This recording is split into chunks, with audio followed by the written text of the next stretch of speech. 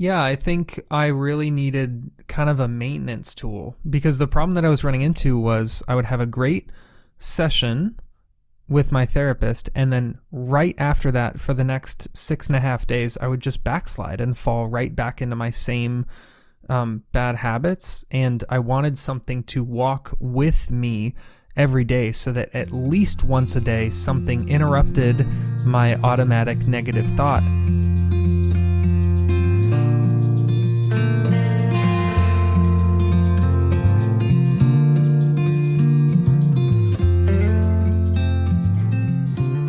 Welcome to Zestful Aging, where I interview thoughtful, inspiring, and influential guests who are making their mark on the world and contributing to the common good. Making your mark, big or small, is creating a legacy, and it's one of the proven ways we can age well. Zestful Aging Podcast is my legacy. I'm your host, Nicole Christina, psychotherapist and fellow Zestful Ager. And our lovely music is courtesy of Judy Banker, who was a previous guest on Zestful Aging. Find out more about her on judybanker.com. And to find out more about this podcast, my web courses, and other offerings, hop on over to zestfulaging.com. I know that everyone is feeling really stressed and anxious right now. We're all unsettled and feel out of control. So I created a free download for you for maintaining mental health based on my 30 years as a psychotherapist. Just go to zestfulaging.com and it is all yours. Well, you know who I've got right by my side. Sparky the Jack Russell. He is waiting for his walk. He will not be disappointed. It's a beautiful day in Syracuse. We have a really great interview for you today, one that touches me particularly deeply as a psychotherapist. And you may already know that almost half of Americans will face mental illness in their lifetime. And it's hard not to notice the amount of ads that there are for meds that treat depression, bipolar disorder, and anxiety, all on TV and print media, everywhere we turn around. And even before COVID, we've been facing a huge jump in suicides. People are suffering, and clients are calling me daily and telling me they can't get in to see a therapist because we are all at capacity. Today, we're going to talk about a new way to intervene in mental health conditions that has been proving to be extremely successful. We're going to talk to Johnny Crowder, who's a suicide abuse survivor, and he spent his formative years searching for resources to help him cope with his mental health conditions, ranging from OCD and bipolar disorder to schizophrenia. His searching led him to develop a new way to address mental health challenges. His app, Copenotes, helps support mental health and increases the emotional health of the planet in an accessible and highly effective way. Welcome to the show, Johnny. Thanks for having me. Can everybody hear me at home? Raise your hand if you can hear me at home. I can't see if they can raise their hands, but you sound great. So we're gonna go with it. Can we start with hearing the story of how Copenotes came about? Yeah, so I'll tell you what I wish the story was first. I wish the story was that I was laying in bed and a light bulb appeared over my head and I was like, I'm going to save the world.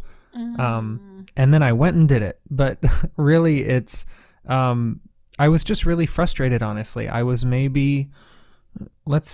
I was probably like 9 or so years into treatment and just really frustrated with a lot of the different pitfalls and shortcomings that a lot of the other resources that I had relied on were. I don't even know how to word how frustrated I was. I felt like I wanted something to walk with me every single day, and most of the things that people were offering to me were like, once a week or once every couple weeks. And I was attending therapy and that helped, but it's kind of like, you wouldn't eat one big meal once a week and then not eat the rest of the week, and you needed more sustained support.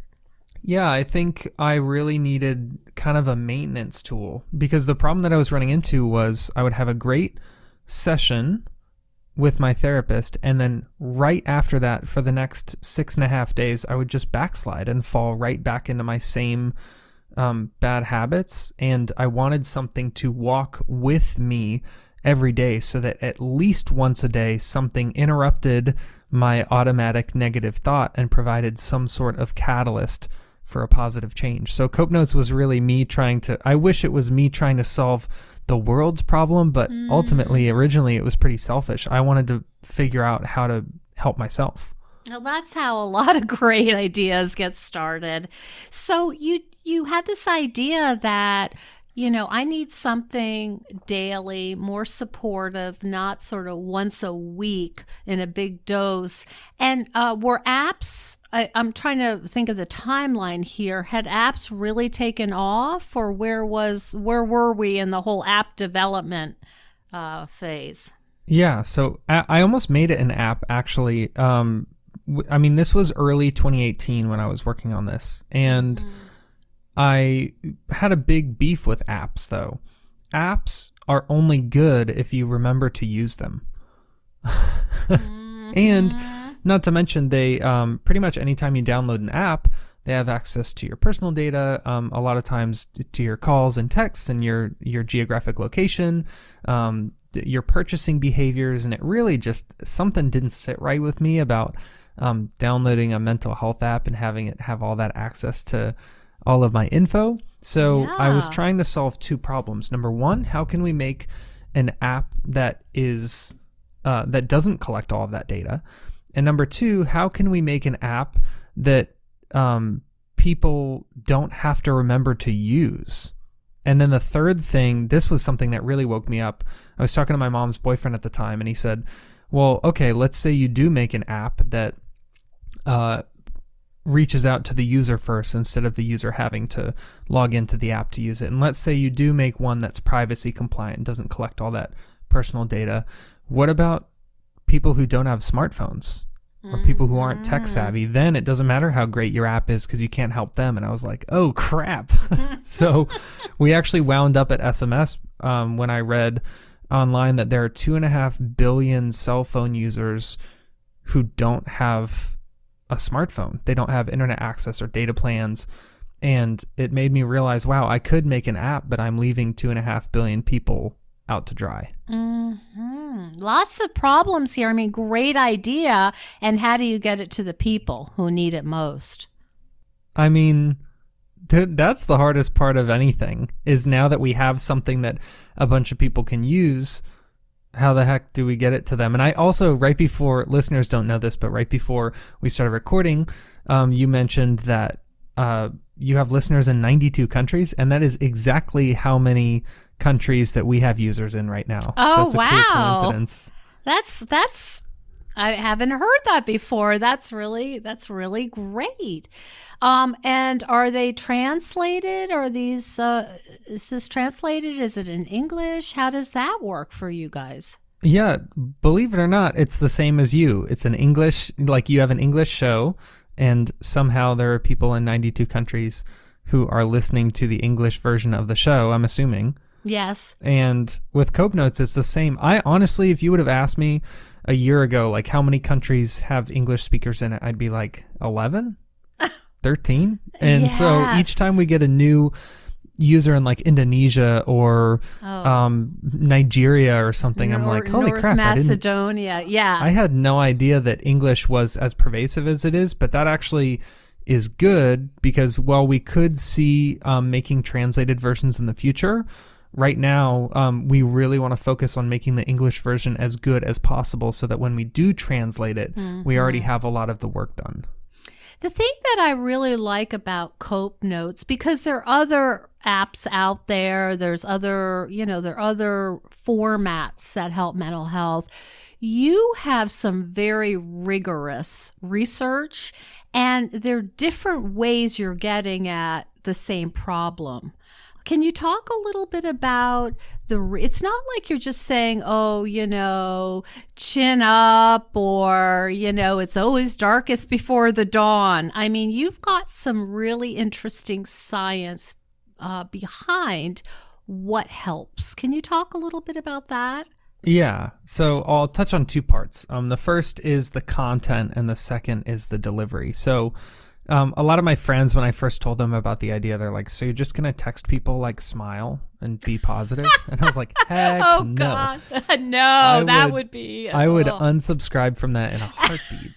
And a lot of times I don't really resonate with like this like super fluffy like unicorns and butterflies kind of messaging. I need something positivity is, yes, it's all good, right? Yeah, I need messaging to be real at least, and acknowledge that stuff is difficult and sometimes you don't have good days. I need anything that I engage with, I need it to be real enough that I don't just write it off as being super out of touch and fluffy. And so not only do we take that approach with the content, but also all of the content, every single text is written by a peer with lived experience. So these are people who have firsthand lived experience with loss or mental illness or any sort of like eating disorders or body image issues, or, the list goes on. We want the texts to be written by people who have really had maybe not the easiest go of it. And then we want to make sure that everything we send has a proven psychological principle at its base. So we have a clinical oversight panel of mental health professionals who review every single text in our library. And that's just to make sure that, we're not just texting people whatever we feel like. We want to make sure that if you get a text message, I can identify the psychological principle, the chapter in my positive psychology book that is born from. And when it comes to delivery, really, we focus a lot on randomization. So we want to make sure that no two people get the same message at the same time. Oh, wow. And that you don't get so accustomed to like, well, it's 1:17 p.m. Here comes my Copenotes text. We want to make sure that these are catching you off guard, because over time, habituation is like when your brain tunes stuff out because it thinks that information has already been processed. Mm-hmm. And we're trying to combat that so that every time you get a text, you never know when it'll show up or what it'll say, but you do know that it will have a positive impact. I think you're talking about intermittent reinforcement. That idea that randomness where it's much more powerful. And I think something that you've probably read a fair amount about is this idea that you kind of have to set your brain up to do the right thing. So your brain kind of will do whatever is easiest, whatever burns the least amount of calories, which sometimes means thinking yesterday's thoughts today. So if yesterday's thought was you look in the mirror and you think that your nose looks really weird, and then today your brain defaults to that familiar thought because the distance that little charge has to travel between synapses is shorter. So what Copenotes is trying to do is pull those synapses a little closer, or pull those a little further apart, and encourage others to grow closer together by interrupting yesterday's thought with a catalyst for something different. I love that. Could you just give a couple of examples to our listeners? What would be an example of a Cope note they may receive? I get this question a lot, and if possible, I want to refute it. If you still need an example, I'm happy to give one. But I actually changed our website. So now at the very top of the website, in the header, you can see a week's worth of Copenotes texts right there. But the reason that I often don't answer this question is because of the delivery thing I mentioned. So when your brain is primed to hear me read a text message, your walls are up, you have your defenses up, and you'll hear something and think, well, that's kind of cute, I guess. But when that text interrupts you while you're brushing your teeth, or while you're sitting in traffic, or you're in a meeting, or your kids are screaming in the other room, the delivery is really what allows your brain to interpret that text in a way that is relevant in your everyday life. So I can read one if you still want me to read one, but I strongly encourage people to not just think that this is a quote you're going to see on Instagram. Okay. It is something that is specifically designed to interrupt you. So if I read it without the interruption, I see. I'm fairly You lose the power. certain that it may fall a little more flat than it would if it actually showed up in your life. I see. Fair enough. We'll leave the surprise. I'm wondering how learning about the brain, I'm assuming you learned some about the brain as you were researching, and that you didn't, I mean, is that right? That you didn't know all about this randomization and the synapses before you started this project? Is that right? Well, I did go to school for psychology. Oh, okay. So I learned a fair amount there, but I got to be honest, you almost learn more trying to build something for the brain than you learn taking classes about the brain, because you realize that you have to make all of these accommodations to leverage what the brain already does for an outcome. So if we're trying to make the brain default to healthier thought patterns, what things do we need to dial up and what things do we need to dial down so we can use the brain's momentum for that positive outcome, you know? Yes, I see.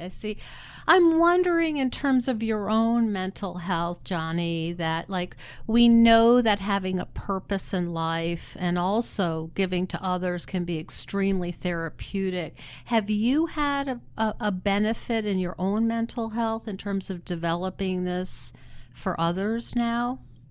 So that is a complex question, because you are familiar, and I'm sure a lot of your listeners are familiar with the concept of compassion fatigue. Yes. And so I kind of alternate. There are some days when I wake up and I'm like, let's get out there and save the world. Like my knuckles literally have "save them" tattooed on them. Like growing up, my hero was Captain Planet. So being able to get out there and make a difference in the world and leverage what I've been through for the benefit of other people, obviously that is a tremendous driving force, and it feels very rewarding. I feel very connected. But to be 100% honest, there are days when I wake up and think, wow, I don't have the energy to put more of myself out there or to take on someone else's burden today. So it's a very delicate balance between being vulnerable and open and putting yourself out there, and then on some days you have to sort of check your energy meter and be like, do I need to sort of spend a few hours by myself today? Do I need to go on a bike ride? Do I need to maybe not answer text messages for 4 hours just so I don't have my phone near me? You know, it's definitely a balance. I hear that loud and clear. And I'm guessing that one of the things you do to recharge is play in your band. Do you want to talk about that? Yeah. It's always interesting when people find out, like when people find out about Copenotes through my band, it feels pretty normal. But when people find out about my band through Copenotes, they're like, what? He does like heavy music? But yeah, I am in a metal band called Prison. And it is, the question I always get is that screaming stuff? Yes, it's that screaming stuff. And I love it. And our shows are a big mess, a bunch of people stage diving and moshing and jumping up and down. And it's basically, not only is it God's greatest test of my OCD, being in a giant room of sweaty people rubbing all against each other and screaming at the top of their lungs. I suspect. Yeah. Lots of germ transmission. Yeah. So not only is it that, but also it's a way to feel very tangibly connected with other people. And it's always been a healthy outlet for me. Like I grew up with a lot of anger issues, a lot of frustration and depression, and I had no clue how to channel that into a creative outlet. And I think metal has always been that outlet for me. So it's cool. As I've grown, I thought, you know, maybe as I grow up and get less angry, I will not like metal anymore. And as I get older, I realize I never liked metal because it was angry. I liked it because it was honest. Is that also helping as an outlet, not only for anger at perhaps some of the past abuse, but in the world that we're living now? Is that a good outlet for you to deal with some of the injustice and Yeah, I think back, like maybe some listeners remember. So I'm 28. So I was born in 1992. And when I was growing up was kind of when metal was starting to become a thing. At least like modern heavy metal, where like Slipknot would play on Conan. And it was like, what is happening culturally right now? And like Rage Against the Machine and stuff. Yes. And I think that was born from unrest. There were people who were frustrated or saddened or had these emotions around what was going on in the world, like politically or, regarding the economy or wars or social justice or whatever. And they needed somewhere to feel that they were processing that. And, for some people that's playing basketball, for some people that's going kayaking, and for some people that's, listening to metal. And I definitely turn to, I have a calm down playlist on Spotify that's just for me. And it's for whenever I get frustrated or I feel really anxious, I'll put on my calm down playlist and kind of bring my heart rate back down. And my sister makes fun of me because like almost all the songs on the playlist are metal songs. And she's like, how does this calm you down? I'm like, I don't know. It just does. Mm-hmm. I see. Are there any other ways, because you've really taken this to an art form that you use to metabolize your anger and frustration? Because as you know, people are feeling that at new levels now and don't really always know what to do with these feelings. Wait, are you asking what else I do through the band, or what else besides the band? What else besides the band do you do that you've discovered is helpful in dealing with difficult feelings, which everyone has right now? Yeah. I will say the classic answer, which is journaling. I think that anyone who doesn't journal right now and thinks that it wouldn't help them, I want to challenge that and say that you don't know whether or not it will help you because you're not doing it. So I definitely encourage people, open up. I keep a Word document and I write in it every night. I write 10 things I'm grateful for, 1 through 10, a list. And then right under that, I write all of the things that I'm praying about, things that I want to, situations I want to change, or things that I want to help with, or things that I need help with. And honestly, it's made a really big difference, journaling. But another thing that I think is really important to people that they might not be considering is, do you have another thing? Like for me, let's just say Copenotes was my only thing. I feel like I would quit. I would need one other thing. And like then, a balance. Is it a balance that you're suggesting? Well, I'm more so saying so I'll use this year as an example. So this year has been absolutely brutal. And I think your brain will grab at stuff out of necessity. So for me, growing up, I really liked cars. And then I kind of grew out of it. I got into music and got into mental health stuff, and cars kind of fell by the wayside. And now this year, all of a sudden, I am watching all these car review videos, and I have these model cars that I have been geeking out over. And then I've been going to car shows, and it's this whole new, borderline obsession, this new fascination. It's a subculture almost. Is that right? Yeah, absolutely. And my point of it is, you don't have to love cars, but if you are feeling like you're going to explode, your brain is primed to find a new thing that you didn't know you loved. So please try something. Physical activity is great, like trying to do so. I went to a Ninja Warrior gym back in January, and I was like, wow, I didn't even know I liked climbing on stuff like a monkey. So just get out and try stuff.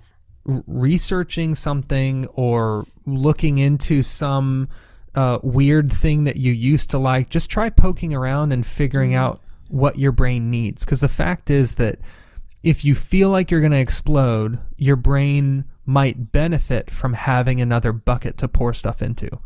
I think that's such great advice. I mean, it gets tricky because when people often feel overwhelmed, they're not super energetic, right? So, to really do it, even though you may not be feeling like doing it right now, is certainly, advice that I sometimes give my clients. You're not going to feel like going to the Ninja Gym, but just go for 5 minutes and see what it's like. Yeah. Anything else you'd like to say to our audience about Copenotes or mental health in general that I haven't asked? Well, I know that I'll say something about Copenotes real quick. A lot of people ask me this specific question, so I just want to clarify. A lot of people will hear, let's say I'm on a podcast like this one, and someone hears me talk about Copenotes, and they think, well, it's probably not for me. And that is based a lot of times on the assumption that it's for people with some specific diagnosis. And it's just not. I created Copenotes for anyone with a cell phone and a brain. And we all feel frustration. We all feel anxiety. We all feel depression. We all feel the feelings associated with these diagnoses, whether we are diagnosed with anything or not. So I just want to clarify that I don't care what country you're living in. I don't care what you have and haven't been diagnosed with. And at this point, I don't even care whether it's Copenotes or something else. But I do encourage you to make a change. You can't live through a year like this year and not change anything about the way you cope with things. If you don't change something, your body or your mind will. And I always encourage people to get there before they have to default to a coping mechanism and make that choice. Do you want it to be Taekwondo? Do you want it to be stretching? Do you want it to be cooking? Right now, you can make that choice. But if you put it off and wait, I can guarantee that what your body or brain defaults to won't be anywhere nearly as healthy as what you could choose right now. So I think that's such a great way to describe it. Have you ever heard of this expression, your brain is a great servant, but not a good master? Yes, and there's a lot of truth to that. I agree that we have to be intentional and say, this is what I need. Let me make these choices, because otherwise things don't go very well. Yeah. And the last thing I wanted to say is if you are listening and even after this whole conversation you think, you know what, my brain is literally perfect. I never get frustrated. I never get anxious. I've never had a bad day in my life. I also want to let you know, first of all, check in with Guinness Book of World Records and National Geographic, because they're going to have to ask you a lot of questions. You're probably the first person like that in the world. But if you're a scientific specimen. Yeah, but if you are that person, Copenotes does have gift subscriptions for friends or family members, so you can give someone else this gift. And we also have family plans, so if you're a parent and you want to rope your whole family into a plan. And then also we have been working with businesses and organizations and hospitals and insurance companies. I saw that you have a tremendous number of facilities that have used your product. Yes, ma'am. So I always try to just let people know, if you don't think it's a good fit for you, there's definitely a way that we can work with your friends or family or your community to help improve the mental and emotional health of the planet we're living on, which in turn will benefit you down the line. That's great. So we will, let's see. I just wanted to ask you before we ended, I think I might know the answer, but Johnny, talk to me about your legacy. What do you want your legacy to be? Wow. What a question. I want my legacy to be related to the way people think about taboo topics. So, I'm covered in tattoos, and I want someone to think about people who have a bunch of tattoos differently because of me. Or, I'm a Christian, so I want people at a metal show to think of Christians differently. And then I want people in the business world to think of CEOs differently. I want to help people break away from this prejudice that people, like everyone more or less falls into these different categories. I want to do whatever I can to break that, because I think that that's the root of a lot of our pain, is thinking that people or things are one way and not realizing that we're doing a lot of damage by limiting them just because of our own prejudices. Mm-hmm. Oh, wow. That's quite poignant. So where can people find out more about Copenotes, order them, and enjoy them, and benefit from all of the research and I would say love that you've put into this project? Yeah, buddy. So I'll give myself a couple plugs real quick. Copenotes.com is your best bet. So if you're going to turn the podcast off right now and not listen to the rest, Copenotes.com has pretty much everything you need. My band is called Prison, so if you're into metal, or even if you're not, I encourage you to check it out. Our recent record talks a lot about mental health, so if you listen to a podcast like this, you might like it. And then I'm on social media, just Johnny Crowder, pretty much wherever you look. On Instagram, I'm Johnny Crowder Loves You. And I also gave a TED Talk earlier this year, so if you are a TED Talk type of person, you can search on YouTube Johnny Crowder TED Talk, and I hope it will pop up. I'm sure it will. I think it will. And I think it's also on your website. Am I correct about that? I believe it's on the About page. Okay. That sounds great. I really appreciate your work. I admire it. I think it's really excellent quality. Speaking from a psychotherapy point of view, I've been doing it for 30 years. So I had a little bit of a bias, speaking of biases, that, I'm not really sure this is going to work for me, but I really love what you've done here. I think it's going to be helpful, and I've already recommended it to some clients. So I just wanted to say that, and I really thank you for coming on and explaining what it does and how it's been for you throughout the years, going from a pretty tough situation to creating this really beneficial tool. Absolutely. Thank you for having me. It means the world. Hey everyone, I wanted to tell you about a powerful new tool that supports your mental and emotional health in what are extremely trying times. And you may remember that I've been a psychotherapist for 30 years, and I'm always a little suspicious of products that claim to help us feel less anxious, depressed, or worried.